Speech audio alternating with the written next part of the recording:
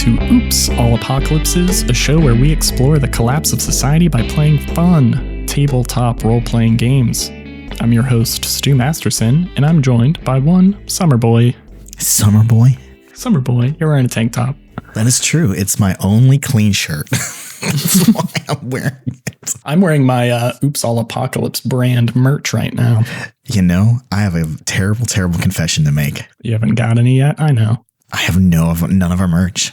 I know. I get the records. I see the stat sheets. I got none of our merch. And the reason this is my only clean shirt is because I'm about to wash all my stuff because I go to Gen Con tomorrow. So everyone listening to this, go find Jacob at Gen Con if you're there. Yeah, see if you can recognize me. He'll be wearing not our merch for some reason. I will not be wearing anything of our merch.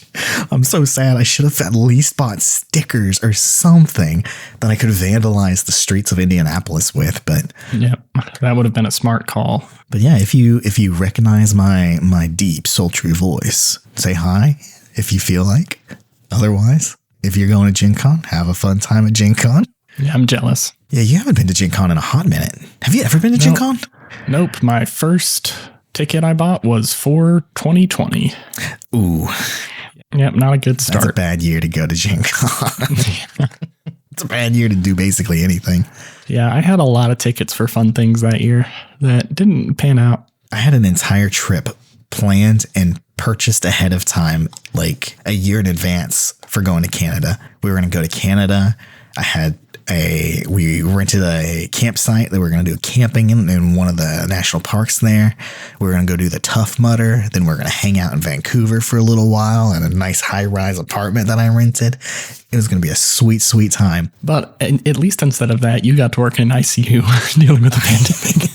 I didn't even get to work in the ICU. I got to work in the emergency room, which is even worse. Are you going to introduce yourself?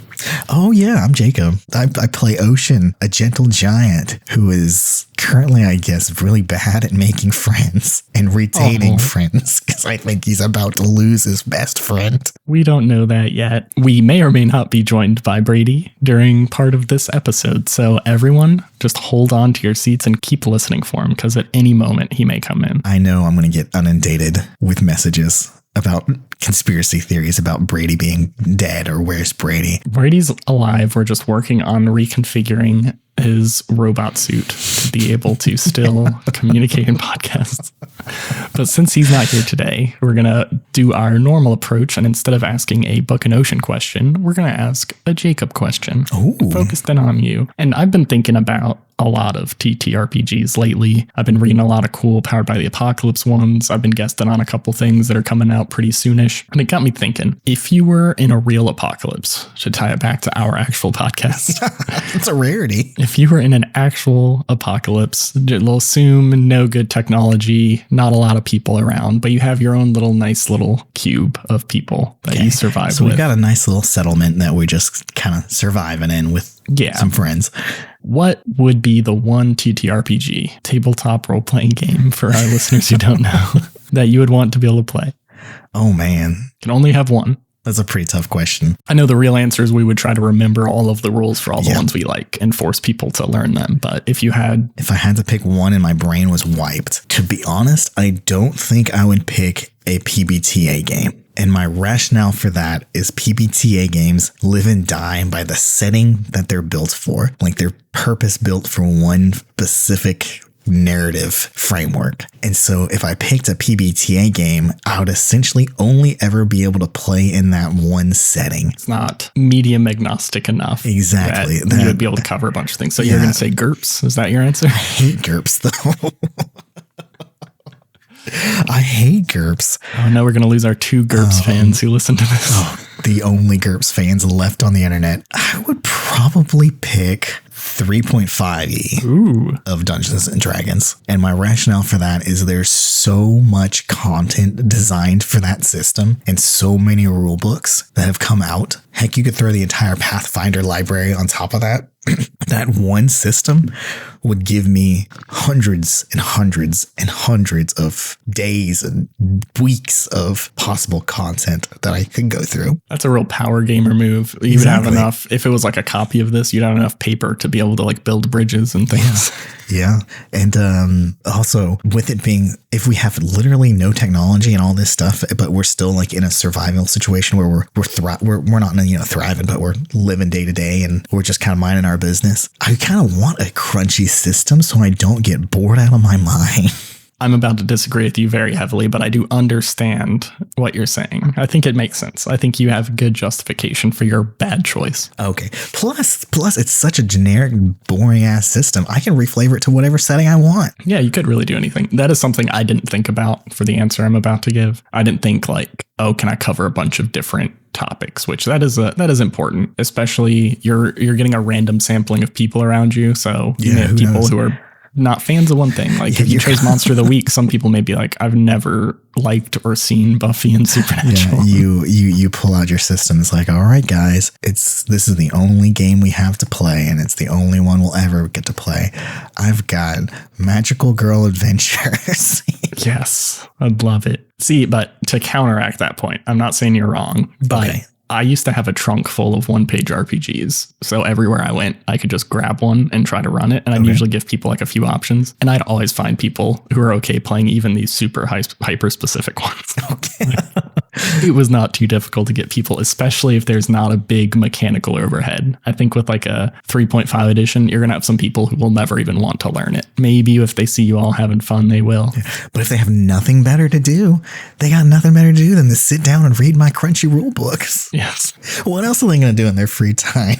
I am too much of a fan that I would absolutely have to pick a PBTA game. Which PBTA game? Because here's the important part. You have only one. Yeah, that is the really hard part. I don't think I would pick Apocalypse World because it would be too depressing. I was about to say, that would make me pretty miserable. Being like, hey guys, it's the apocalypse. Yeah, let's play Apocalypse World and live our life. I would want one that definitely does have some flexibility, especially what you mentioned, like with all the considerations you brought up. But I don't think I'd go with something like Dungeon World. I don't think so either. I think I would go with Under Hollow Hills. Oh, the circus one. Yes, you're in a traveling face circus and you just go and run different shows. And I think that could provide enough flexibility where you could really do anything you wanted. And I think it would always be fun. Like, did you pick this option because you really liked Station 11? I did really like Station 11, and that is the system I would use to run Station 11. So in my apocalypse, instead of actually doing impressive things and like the main characters in Station 11, I would just sit there and pretend to be them. I mean, I feel like in a real apocalyptic scenario like that, you're just going to be focused on going day by day. I imagine you'll be very bored once you're stable. So I think pretending to do fantastical things has a place for sure. And to defend my PBTA choice, I think I get what you're saying. Like you want that crunch, you want that stuff to dive into. But I also think it's so flexible and easy to run and come up with different stories in PBTA. In like a traditional system or like 3.5, like, yeah, you may have all those modules to play through, but they're all pretty bad. Yeah, that's true. That's very true. Have we talked about our disdain for pre-written modules? I don't think we have on air, but me and Jacob are probably two of the least, the two people who hate pre-written modules the most. I have yet to find one that I've enjoyed playing through.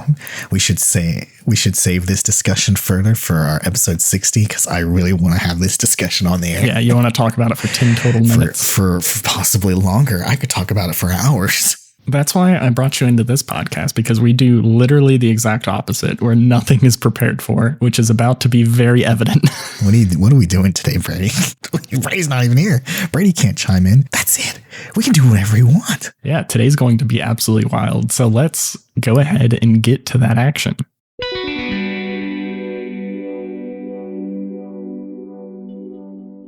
Last episode, Ocean started falling to his death, but we did a quick flashback where we started experiencing some of the things that happened in his last few months, days, hours, something we don't know yet, of him being a silent. The last thing that happened was he had an extended conversation with Book's dad, Charles McCready, and then his vision flashed forward to a situation that he knows is going to be deadly and dangerous deep in his heart as he starts a new mission as a silent.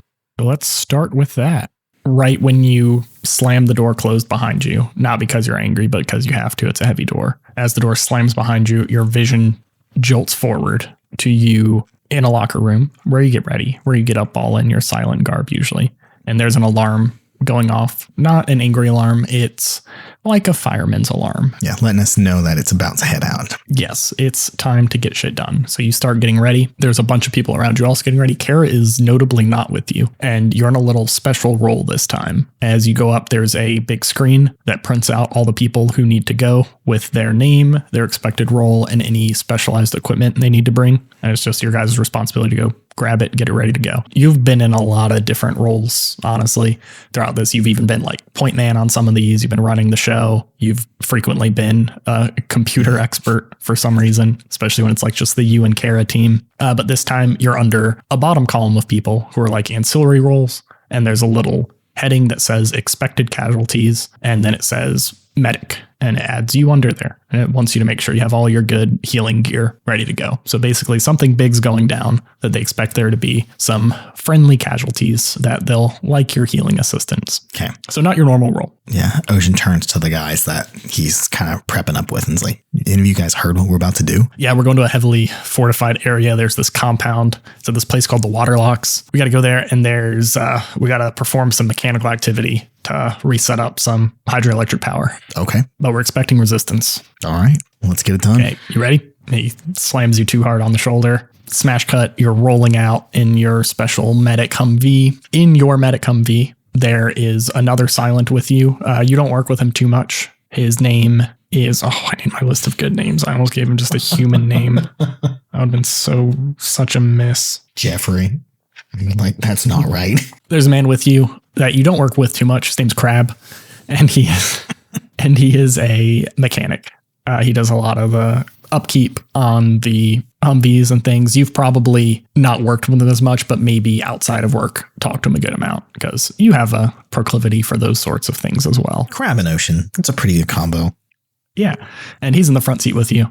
Saving room, all the other Humvees, there's 6 of them rolling out, and they are full combat, loaded up, ready to clear a place out. You guys are the 2 specialists coming along. So as you're rolling through the long dark, I almost called it the underdark. Wow. And he goes, man, this seems like a big one. Like, have you ever been out with this many people? I Not very often. They must be expecting some serious resistance here.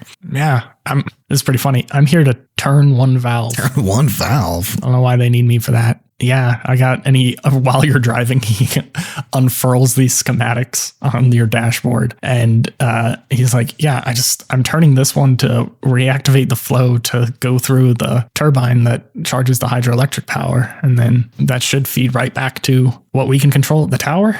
There's not even any of your weird computer stuff, but I don't know why she couldn't have just given this to someone and said, hey, turn this one. I guess she doesn't trust anybody else. Yeah, I think she has a low opinion of the shooty ones. Can you blame her? Not at all. You guys roll through the long dark, and eventually you reach this area where you actually cross a couple bridges, which is very rare in the long dark. There's these thick stone ass Moria bridges. Like those, just like the ones with the no railings, just almost looks like one cut piece of stone. Yes. And not quite as long as the one where the Balrog fell. And under them, there's some flowing water, which is also pretty rare to have, like, nicely flowing water. It looks clean. Refreshing. Cool flowing down here. Yeah. And it is deafening as the water flows in here. Like, that is all you can hear echoing through these different caverns you run through. And eventually you see the cars in front of you power slide to a halt as there is this it's like adobe looking, very stone hewn into the stone building that is at this massive intersection going off in each cardinal and semi-cardinal direction. Don't know if that's the word.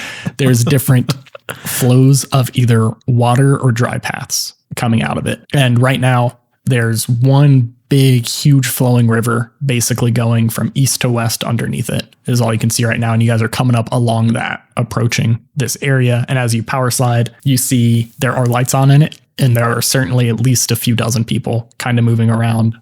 You can, even from this distance, you pull out your fancy binoculars. It zooms in automatically like in a movie. And you see people with weapons on the outside kind of on patrol. Your fellow silent certainly take point on this.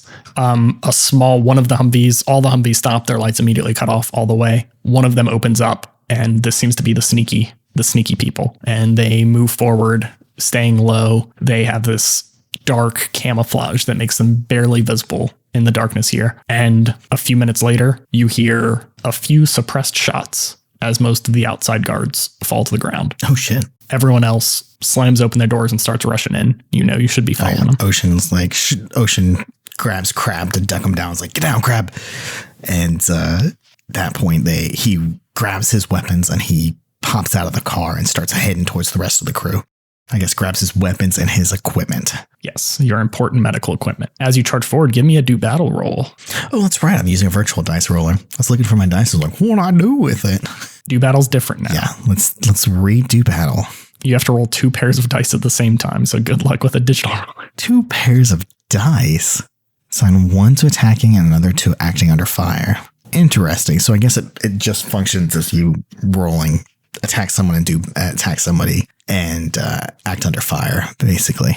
Yeah, it's a little more clean than how it was before. And also they tightened up the language in acting under fire, where the default is basically it just changes how much harm you take, what your success level is, instead of having to, you can use all the other cool stuff and act under fire, but the default assumption with do battle is just changes how much damage you take. All right, let's see. And it's hard for both. Okay. So that is a 9 and a 12. What do you want the 12 on? What do you want the 9 on? Obviously, we're going the 12 on the attack somebody, and we'll do the 9 on the act under fire. Sweet. What are your options for attack someone that you're taking? You get to choose 2. I'm going to say inflict terrible harm and impress, frighten, or dismay. You roll forward. You're running behind this big swarm of Silent who have now followed the people who are in sniper position and are charging right towards one of the front gates to this building. As you're clearing this gap, a big spotlight shines on all of you, and there is a rain of mostly just small arms fire from a lot of different directions. You're not like running into a big turret that's mowing you all down, but you're now inside of everyone. And you take, accounting for your armor and your gang size, you're going to take 1 harm. And what gun are you using? He's just going to be using his bog standard machine gun, just like an M4 or something like that. You charge forward, and there are a few explosions on the top as some of the other Silent are trying to kind of create a little perimeter, push people back, and they think it's clear. But as you guys approach the main door and the mechanic actually moves up to put a charge on it to try to blow it out, it's this thick metal door. Someone gave 1 quick kick to, realized it wasn't going on anywhere, and called them forward. A group of the people that the Silent all assumed were cleared out from the explosion had hunkered down in time, and they peer right over the edge above you. They're just like a few feet away, and they start unloading bullets at you, and you're the only one in a good position to turn around and face it, and you just spray upward, and you immediately take out like 4 of them, and they just collapse, fall out the edge, collapse to the ground right in front of you guys. And you notice a bunch of the other ones up there, seeing how effective and quickly you took them out, actually leap off of the top and dive into the flowing river to try to just get away quickly. So you definitely have some breathing room here. The door is then breached. It's actually much smaller explosion than you expect. It seems like it's very wisely sized and placed. It just goes Tactical. He has 2 very technical explosions, and it seems to just fall off of its hinges as the rest of your men clear inside first, and they quickly take care of the people on the bottom floor. You work your way upward, and a couple of your men do take some shots that you feel like you're probably going to have to heal up before you're done here. But pretty quickly, you are in this kind of tower near the top that has a lot of these huge machinery, these cranks, these gears. You see a large turbine that is right now doesn't have any water flowing through it, and all of these different valves and cranks. Crab starts getting to work at tracking down what he's supposed to turn here. Give me a read a sit roll as you maintain the perimeter here. That is a 7. Ask 1 question. What should I be on the lookout for, and what makes me think so? It's such a basic question, but it's pretty much universally useful when you only have 1. So from this position, it looks like it was clearly made so you can see out all of the different main pathways where this water can be controlled. You've figured out pretty easily that this is kind of a control area for being able to control where the water flows. There's one huge main source where it comes down and then it gets diverted into these different areas. And you see one of the paths here, and that's actually the main thick path that it looks like this was supposed to flow down instead of just going kind of east to west here. You see a pretty significant, about half a mile away, village set up. Shit. And like you see dozens of lights that are all flickered on, people there. It seems like they're now kind of starting to notice the alarm of what's going on up here. Because of the explosions, probably. There's people outside like trying to see in the distance, but again, underground, everything's dark. Really hard to tell what's going on. Yeah. But you see, it's probably a town about the size of Hamlet Opening is set up down there because was a big, nice flat area, and they have diverted all of the water away from it. And it actually had they have these big lights set up, and they're actually doing some rudimentary agriculture because the soil here was so rich and fresh from all of the nutrients that were carried down from this before they diverted this flow and set it up here. Oh, no. And you clearly realize that when they redirect this so it powers the turbine, it's going to redirect the flow right down through the middle here and wash out all of this stuff. Yeah, when Ocean sees that, he grabs Crab and like pulls him away and is like, Crab, stop. He was literally like had his hands on this big, huge valve, and it's like really heavy. Like he was already starting to pull on it, but he was struggling with it. And he's like, oh, what? Look, over there. And he points it out. We can't open that bridge just yet. We got to get those people out of here. Give me a sway someone. Crab seems cool. Oh, that's a sway somebody is cool. Oh, that's a 12. He pulls out the schematics and he starts looking at it and he's like, oh shit. Wow. Yeah, no, that's a lot of people. Did we know about this? No, I did not know. Maybe we can still divert it somehow. Maybe there's like some emergency release, and he's kind of looking through the schematics. And give me another read a switch roll. It's an 8. One question. I was thinking who's in control here, because I don't think Ocean's in command for this mission, right? No. Yeah. So who's in control here, and how can I tell? Is what I'm going to go with. As he's pouring through this, there's still gunfire all around you. You guys are certainly not safe. And you see one of the doors gets kicked open, and there's 2 men on each side, hunkered down, ready to fire as soon as it opens. And they unleash into one of the silent, and he collapses down to the ground before other people react. And with like 2 quick shots, those people are just down. The guy who you know is in charge of this mission is a silent named Gubbins. Damn it. I should have switched that. Gubbins. Is a silent named Gubbins. And he seems a little panicked and like frustrated with how slow this is going. And he's heard the conversation that you guys have had. And he turns and he's like trying to fire shots out a window. And he elbows one of the other silent right in the sternum and goes, here, turn that valve. And the other guy runs up. Gubbins, we can't. We don't have time. Look down there. We don't have time. We're going to be overrun in seconds. Maybe we can radio command, see if they can, is there another way to like divert the water or something? But look at that. That's a shit ton of people. We have a mission. We can succeed on it right now. Every second we wait, you're not going to be able to bring those people back. And you see the silent on the ground right now is like super fucked up. He's going to need like immediate medical attention as well. I propose we evac then. Let's get out of here and regroup and... Give me a sway someone. Oh, shit. That's a 4. Yeah, you're right. Would aggro have changed it at all? No, I don't think so. Aggro would change it to a 5. Okay, so that doesn't change it because that could be a confront someone like, hey, do this. You trying to like take control of the situation. I think you did frame it more. Actually, it's a 6 with sway somebody and a 5 with aggro. So either way. Yeah, he shakes his head and he goes over himself and goes and starts turning the crank. He's a strong boy. He's going to be able to do it quickly. Are you doing anything before then, or are you letting him do it? Ocean grabs his arm and says, Gubbins, think for a second. Why do we need this power? That's an entire, almost a whole society, almost as big as ours. Why can't we just communicate with them? This is going to wipe them out. It's going to take out another avenue for us to expand. Okay, give me your sway previously was not successful. So I'm going to let you do a confront someone. And when you confront someone, you have to make it clear how far you're willing to go with it. It's like, if he doesn't listen to you, what are you going to do before you make this roll? Will you like physically stop him or physically try to stop him? You've already kind of started doing that, but. So there's a bunch of silent in here as well, right? It's not just me, Gubbins. Yeah, but you guys aren't having a nice, calm, collected conversation with all of them looking at you and listening and going, they're making some good points. They're fighting right now. Like there's battle going on around them. there's more people trying to attack and get this room back. I don't think Ocean's at the point yet where he will physically harm somebody that he has worked with before yet. Plus, I think they would probably shoot him Okay. if they see me attacking him. So Okay, then just to be super upfront here, then you're probably not going to even roll, right? Because you're not Okay. going to do anything about it. So it's not a confront someone. And you already tried the sway and that didn't work. Just to make that super clear. I think Ocean is willing to restrain him, but he's not willing to like shoot or kill him or that kind of thing. He's willing to pull him away and then kind of like stand in front of it unless he's like forced off. That kind of situation. Then still give me the confront someone. That is exactly a 7.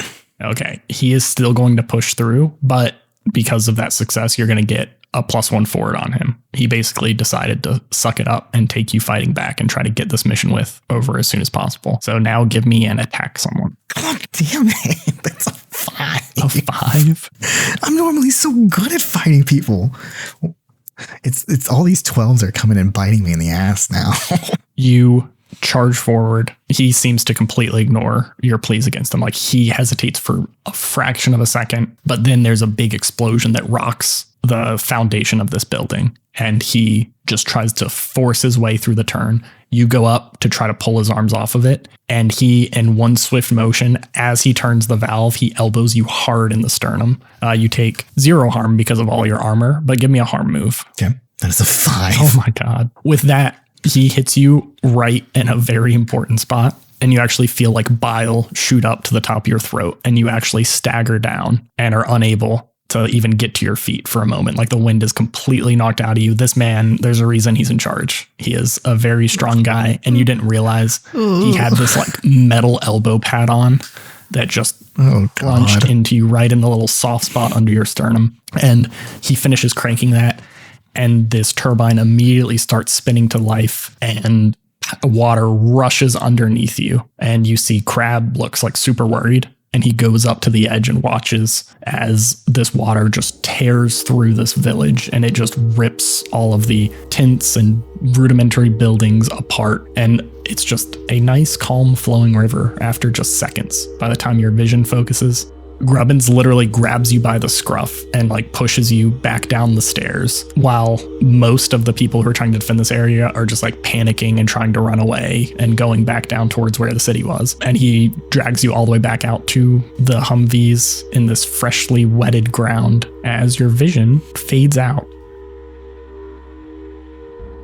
As you come back to, you still kind of feel like shit. You have a huge bruise right on your sternum. You can feel it just even moving, turning your torso a little bit. So you know it hasn't been too much time since your last vision. And you are actually in the holding cell area, not in a cell yourself. They're not mad enough at you to lock you up, but you were in there apparently waiting for your time to be called up to the overseer and talk about what you did, why you made this task harder. Why they're disappointed. We're not mad. We're just disappointed in you, Ocean. Really just explain yourself a little bit so they can do better later.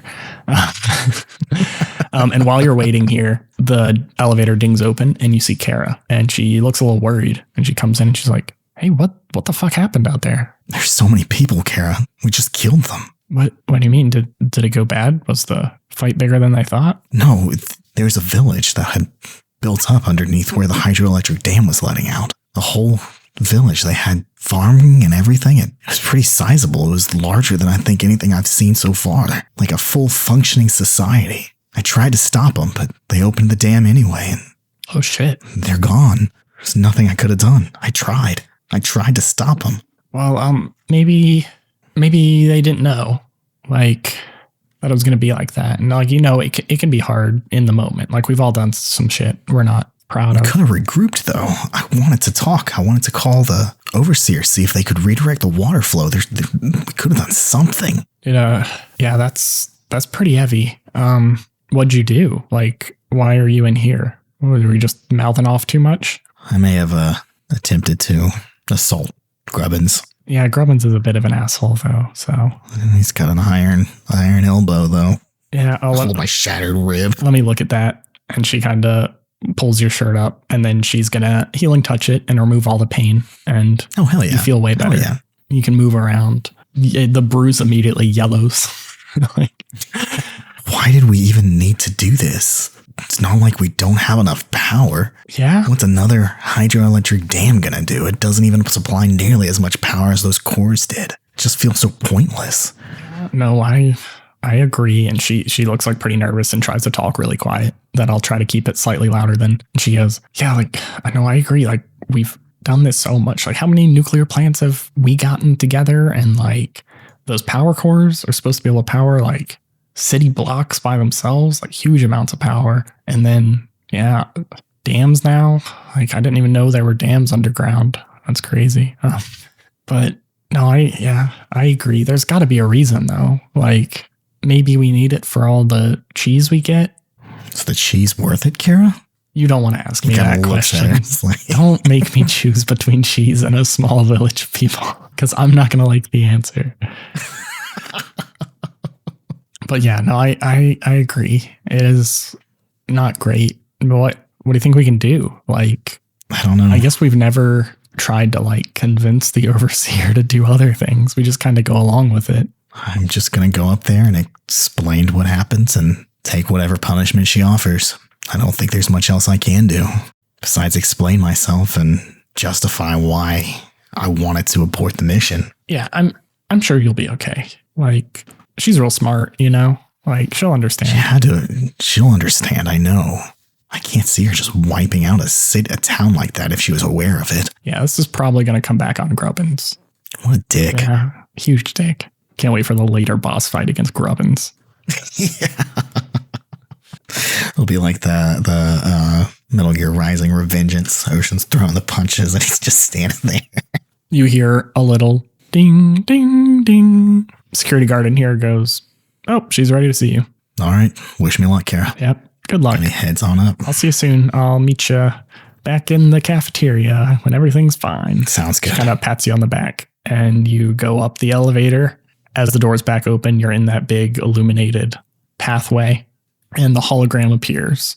Oh, Ocean, I am so disappointed in you. Why did you break the chain of command? When we got up and observed the situation, I saw there was a settlement at the base where the hydroelectric dam was. I figured at that point, knowing the possible casualties that would be on our hand, we would better off attempting to hold off on activating the dam and regroup and communicate about possible diversion methods. Grubbins has let me know that you were under significant fire and had already taken several casualties. Did you feel like you could safely abort at that moment? Yes, I do feel like we could have aborted. I feel like we could have made it back to the Humvees and regrouped. We had already dealt pretty significant damage to the attackers and had our area fairly fortified at the time. I saw many of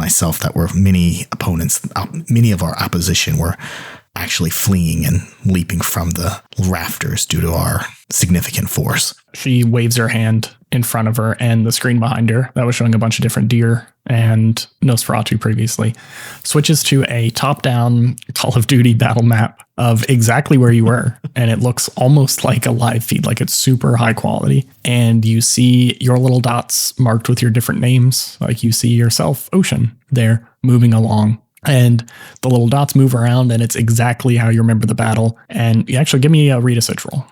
That is a 7. Ask me one question. What represents the best opportunity for me to explain myself thoroughly?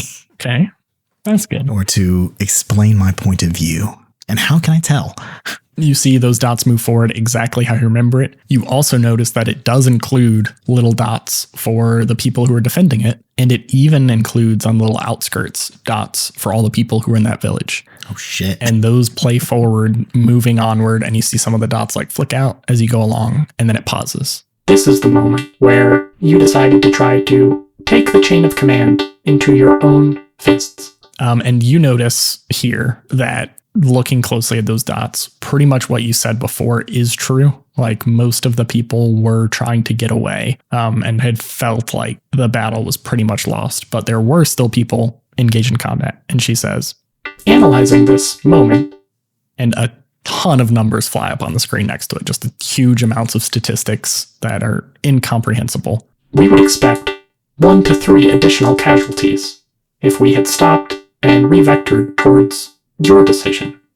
Is it acceptable for us to have 1 to 3 additional casualties? I feel like 1 to 3 additional casualties that I could possibly treat, considering my expertise, would outweigh the possibly thousands of individuals that were swept away in the flow of the water. What do you think about this, Ocean? And the screen flicks to the trolley problem meme, but updated to include exactly the situation you were in, where it has 1 to 3 silent dressed up people and then an entire village on the other side. What do you think about this, Ocean? I think he looks at it for a little bit and says, well, while we could potentially have also the 1 to 3 additional casualties, maybe there was something I could have done to help them afterwards. After that water started flowing, there was nothing that could be done for that village. Additionally, I feel like that village could have offered us possible more avenues for trades and networking and bringing more individuals into the tower's network that we have now lost and will never be able to access again. We need very little trade. We got everything you need right here. But Ocean, I do sympathize with the position you were put in, and I would like to apologize for my part in putting you in that position. But you must follow the chain of command. Without that, we don't know what will happen. And the math zooms back onto the screen, and it shows like a billion different options that, if little things change, result in like huge amounts of deaths, like all of your team being wiped out. Mm-hmm. It's still pretty incomprehensible, but she's trying to get the point across that like, if we can't plan this out, terrible things can happen. And I can't be responsible for all the deaths of the people that I'm responsible for. Ocean nods a bit and after a moment of silence, looks up and says, were you aware of the village that was there? Does she know how to lie? I mean, she's an AI. I was aware that a village was likely to be present in that location. Until our arrival, I did not know the magnitude of the individuals there or the current state of it. But that was the most habitable area nearby this structure that was well defended. Was there no way to wait and investigate first? And what did we even need all this the dam activated for in the first place? It feels a little bit superfluous considering our current power standing. Give me a sway someone roll. Let's see if I can sway an evil AI overlord. If you were asking a harder question, I think I would retain the right to give you disadvantage on this. But in this case, I'll let it be a normal roll. It's an 8. The screen changes again, and probably for the first time, you see a map of the whole extent of Subtropolis. Oh, shit. Laid out. Like, the tower is a minuscule dot in this, and it extends out even further than you could imagine. And there are some ancillary points. Like, if you knew exactly where Hamlet Opening was, you would have been able to recognize it on the outskirts and things like that. And the AI response: it is my responsibility to keep all of these people safe. And I need an appropriate surplus of power to be able to manage that. And more numbers quickly flash up on the screen. As of today, we are still at a deficit for the required power of the safe operation of Subtropolis. Ocean kind of nods and says, I understand. I will try and do better in the future. Thank you, Ocean. I think an adequate punishment for this is just going to be no pay for this specific expenditure, a 2-week suspension with 1 mark on your permanent record. Ocean nods and says, okay, that seems fair. Thank you. Next time I would rather see Grubbins in here than you. He is a bit of a dick. Ocean nods and he turns around and starts walking away, but right before he leaves, he turns back and says, I do have one more question if you don't mind me asking. Inquisitive computer noises. The status of our prisoner, Chuck. He's been complying with all of our commands, and we've gotten a good bit of information about him. How much longer do you think we need to hold him before we can let him go? Let him go? We do not let him go. We are finding what his purpose is, where he is most useful, and then he will be utilized for that purpose. What purpose do you think he could serve? That he will serve? We are still crunching those numbers. Do you know how much longer it will be until we can kind of give him an answer? That is beyond your scope of concern. Okay. Have a good day, I guess. Whatever your days consist of. He walks away. You're back in Charles McCready's cell. Hey, welcome back, Ocean. You look a little shit. Yeah, had a pretty rough mission today. I don't know for sure if what we were doing, the way it went, was the right way for it to have gone, to kind of make a long story short. But have you guys established any like fun games you play together? Do you guys like play checkers or chess, or yeah, we should play do a word search while you're play talking? Some kind of game. I think we should play a very reading intensive game because I think it's very funny. Maybe we play Scrabble. Scrabble. Over the Scrabble board that you guys have started playing on your more frequent visits. He puts down a tile giving him a triple word score, but it's only for the word book, so it's not that many points. Yeah. Yeah, I've been wondering what you guys really, the purpose behind most of what you're doing here. I have to admit, in my opinion, seems unlikely that it's not at least a little bit nefarious. How much do you know about the person in charge? Our overseer has some pretty sophisticated programs that she utilizes in order to, make the most optimal decisions for the tower and Subtropolis as a whole based on the data that we've gathered. So as far as I'm aware, though, that data has always been to progress Subtropolis and bring us into a more desirable future, to allow us to return to what we once were. Sounds like from what you've told me, working on going back to that pre-apocalyptic state. You don't have to tell me the details. I know it's probably all classified, but like, what was the purpose of your mission that you're dissatisfied with? Well, we were going to activate a hydroelectric dam to bring more power into the grid or whatnot. Problem was that there were some people at the bottom of where the bridge was being activated, a whole group of them, a settlement about the size of Hamlet Opening, it looked like, and they just washed it away. Have you ever seen this overseer in person? It kind of thinks for a second, says, well, I think I've seen her representative, but I don't know if it's actually her, to be 100% honest with you. I haven't really thought of that before. What I'm going to say is going to sound absolutely crazy, but I'm worried that you guys may be being led by some sort of malevolent artificial intelligence. Ocean sweats a little bit, wipes his brows like, what? What makes you think that? We dealt with something at Hamlet Opening. I say we, but it was really my lovely wife. She was basically battling an AI who was trying to take control of our town's power. I think, due to the proximity, this may be that same AI. When you say battling, what were you guys doing? Well, mostly with minds. She was writing her own AI to try to combat it. But we haven't done that in a while. It's been years and years since that's been updated. We've been on the road, on the windy, dark roads. But I don't know. My wife, she, near the end there, she had decided that the AI was actually really, really stupid. She had this like big revelation, and she thought the AI was dumb. But to run like a tower like this, I feel like that requires quite a bit of intelligence. But Margaret was of the opinion that it really only had one goal and was working based on old information. Well, what would make you think it would be malicious?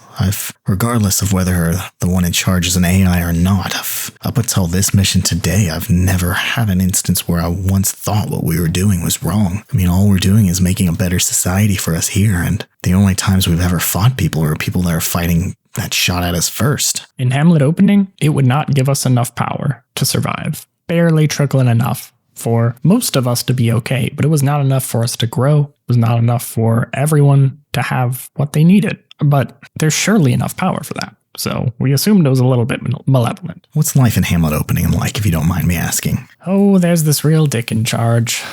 They used to be friends. His name's Hickory Fleek. That sounds like a dick's name. Yeah.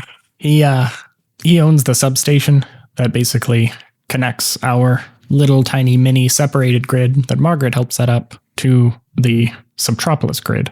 So he's naturally got a lot of control over that as well. But Margaret used to work with him, even though she also agrees he's a dick.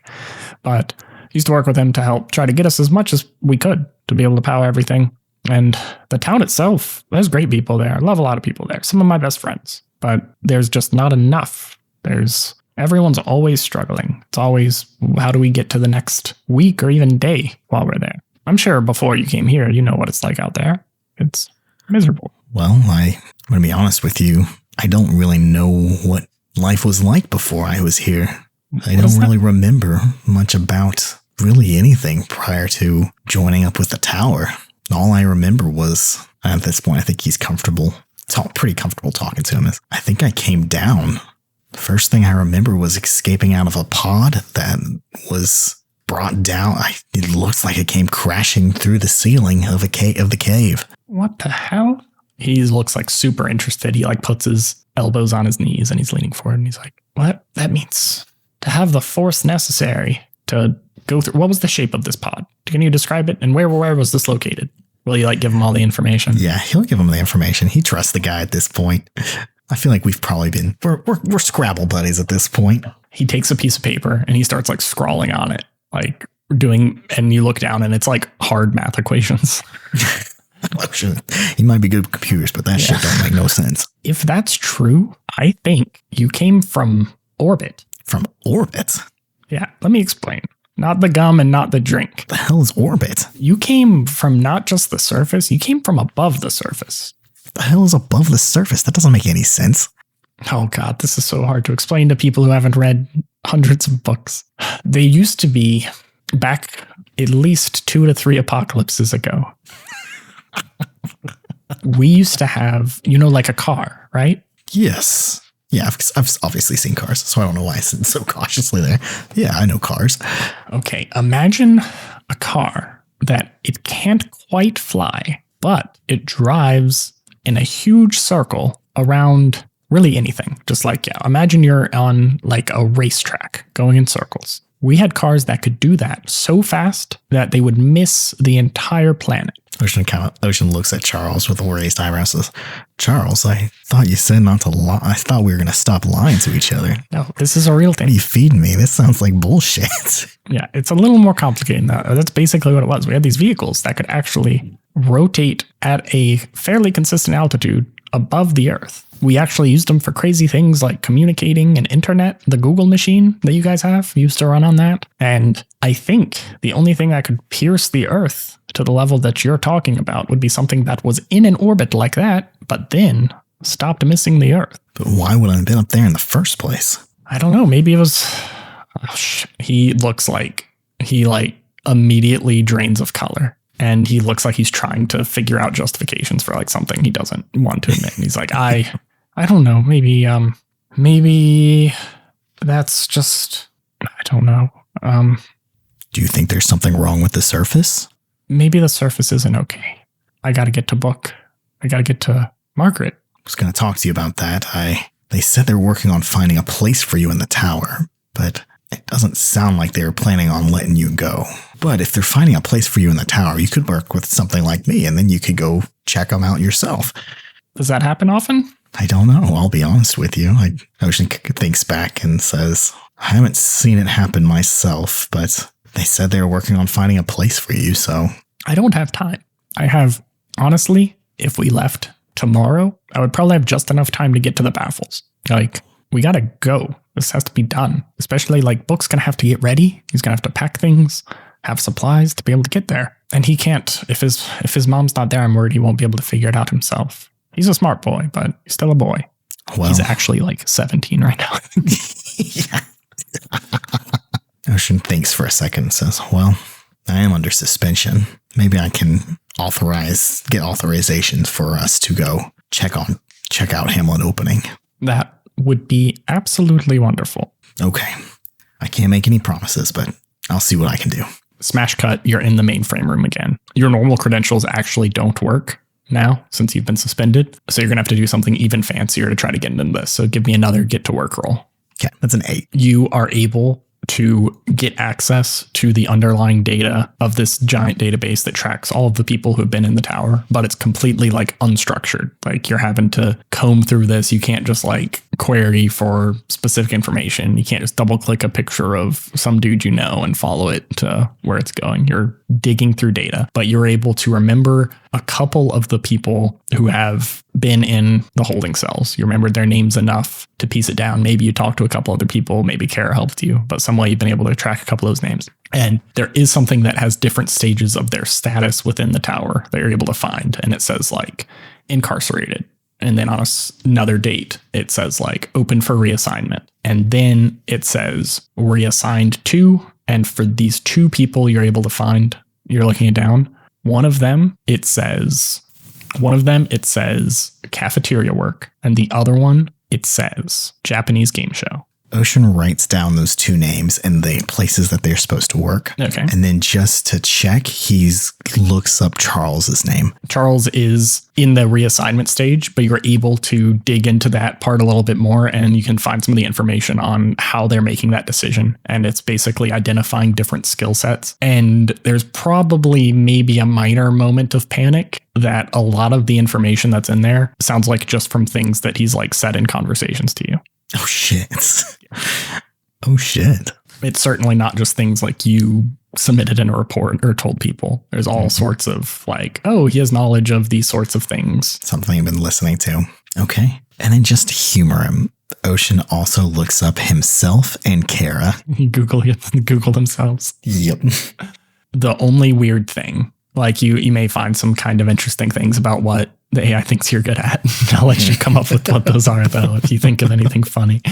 But the weird thing with you is that from a certain date, you keep getting the status where everyone else was like incarcerated or assigned to a specific role. Yours starts with like 20 statuses copied that all say attempting to connect. Weird.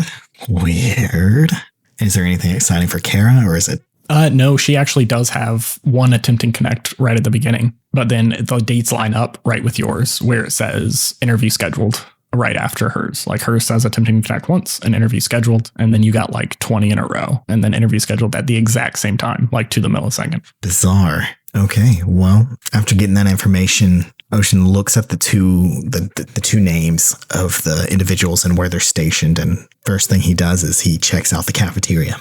In the cafeteria, you go there and you have never, ever seen anyone work at the cafeteria. The food is always just stocked perfectly. And as you poke around, you try to see any like other exit doors or anything like that. And he's just looking.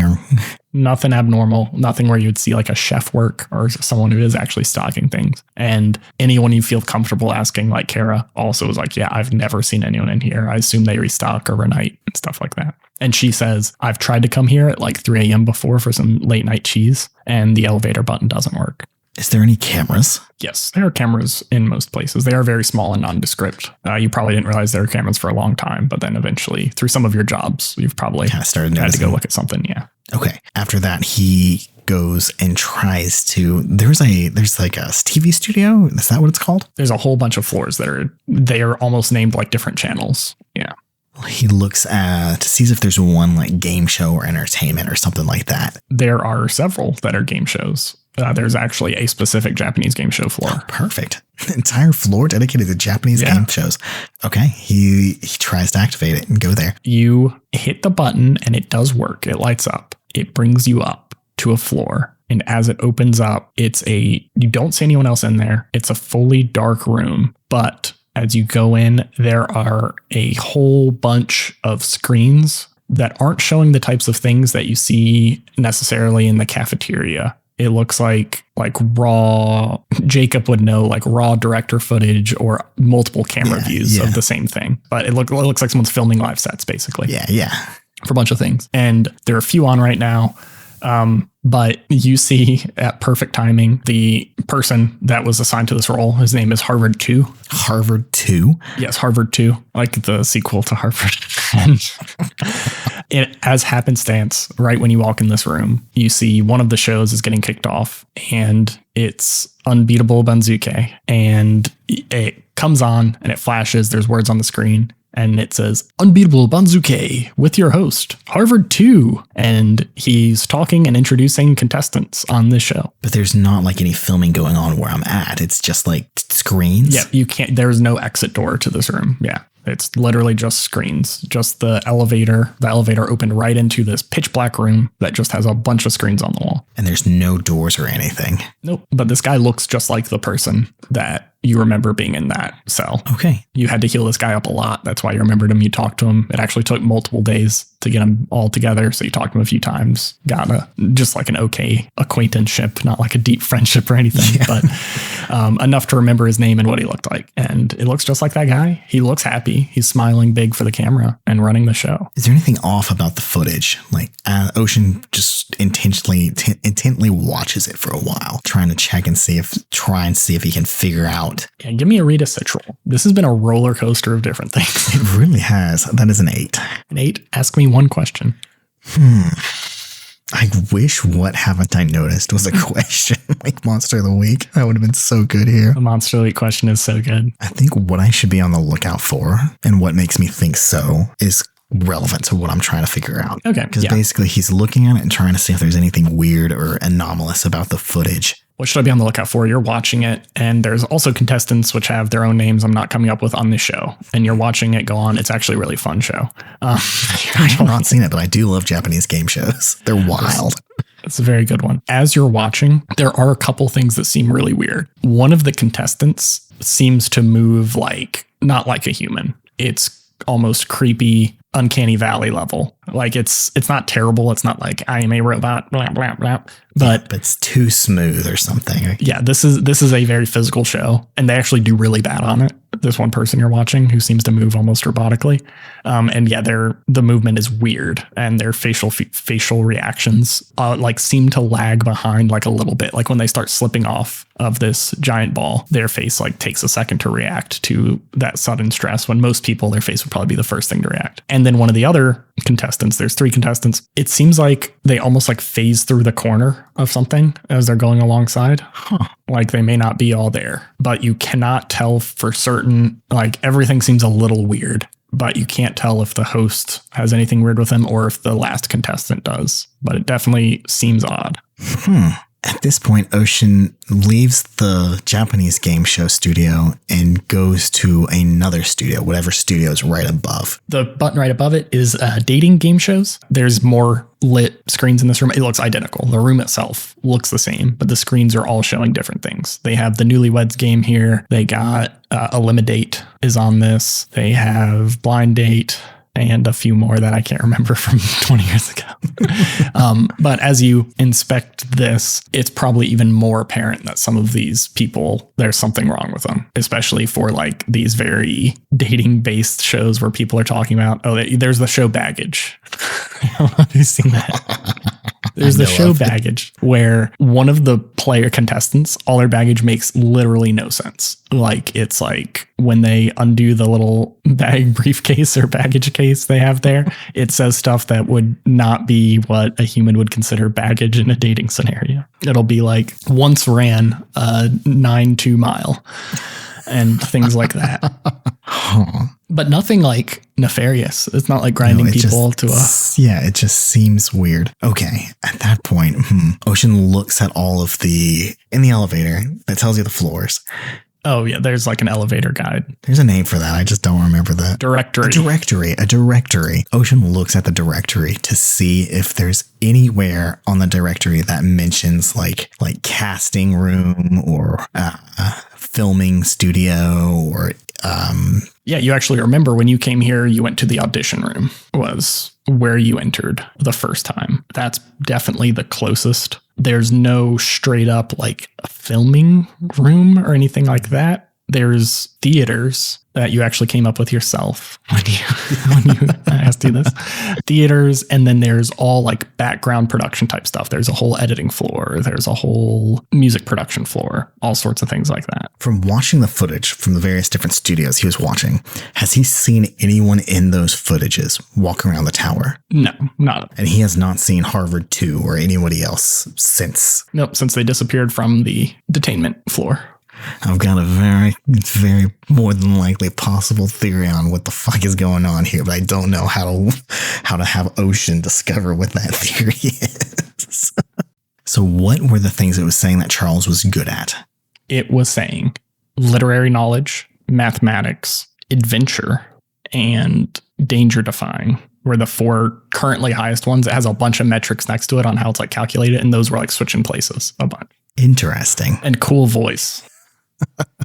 Ocean goes to the editing floor. I think the button works. You push the button and it brings you to the editing floor and it opens up. No one's in here right now, but there are like workstations where someone could work, but you see flashing on, there's huge 8K monitors all over them. This is a huge hot room and there's hundreds of shows flicking through everything. It's seemingly being edited automatically. Weird. It's like seizure inducing in here. Ocean single-handedly focuses on one of the terminals and sits down at the terminals and takes a look at the editing feed and to see if he can find the source of the footage. Ooh, that's interesting. I think this is another get to work. Another get to work. Yeah. Like, come on, baby. It's a lot harder to do the checks you're bad at when you don't have somebody else helping you the whole time.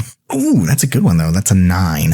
You do have to sit there for quite a while, and it's literally disorienting to try to track this. But you realize, mixed in with all of this, occasionally it's showing some raw video feed, and there's a little metadata tag in the bottom left corner. And after watching this for a while, you realize that it is identifying the floor number that this is being recorded on. But it takes you so long that you hear a ding on the elevator.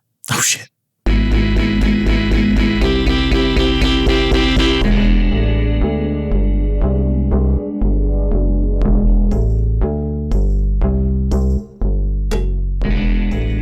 Thank you so much for listening to this week's episode of Oops, All Apocalypses. We are approaching episode 60, where we will release a Oops, All Apocalypses episode where we will answer any of your questions. So shoot us an email at oops@stu.cool. That's oops@stu.cool. As usually, the music and editing is done by Stu Masterson. Brady McDonough makes that logo, and Jacob fluffs all of our merch in the dryer so it's cozy when you open it up.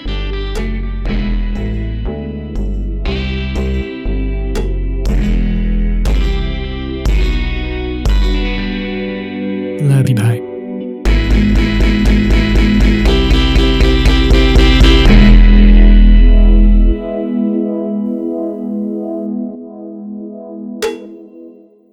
Stu, we don't need more than that. Oh, man. I'll fight you to the death. Yeah, Stu, we're vetoing your decision. We're ending it here. I'll kill you.